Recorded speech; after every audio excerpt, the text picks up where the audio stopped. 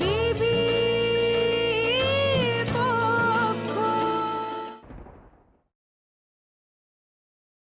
তোমাদের সবার যদি সত্যি সত্যি মনে হয় যে আমাদের পরিবারের সাথে বড় একটা অন্যায় হয়েছে, তাহলে সেই অন্যায়ের প্রতিবাদ করার জন্য আমাদের পাশে থেকো।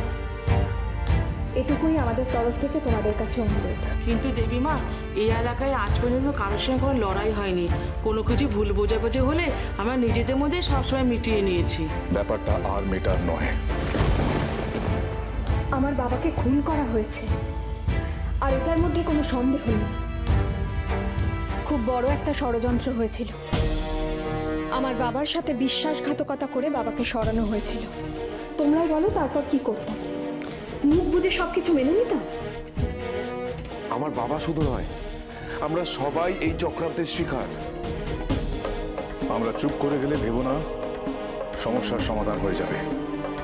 আরো বড় চক্রান্ত হবে। আমাদের সবাইকে মাটিতে ধুলোয় মিশিয়ে দেওয়ার ষড়যন্ত্র হবে। দাদাজি এখনো বেঁচে আছেন, উনি থাকতেও তো আমার বাবাকে মরতে হলো। আমার বাবার মৃত্যুর প্রতিশোধ আমি নেবই, এটা আমার প্রতিজ্ঞা। দেবী একটা বিরাট চিন্তা হয়ে দাঁড়িয়েছে। আমাদের সূর্যগড়ে ও একটা মারাত্মক অসুখে পরিণত হতে চলেছে।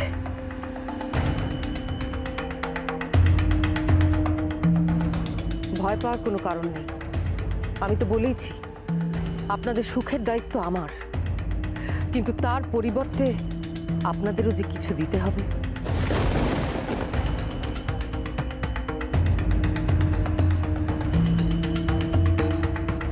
কিন্তু দাদাজি বা শিবাজিদা আমাদের কাছ থেকে এর আগে কোনো কিছুর বিনিময়ে তো কিছু চাইনি।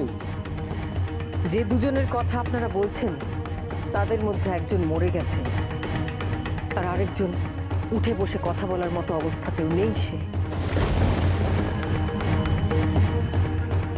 তাহলে মানেটা কি দাঁড়াচ্ছে?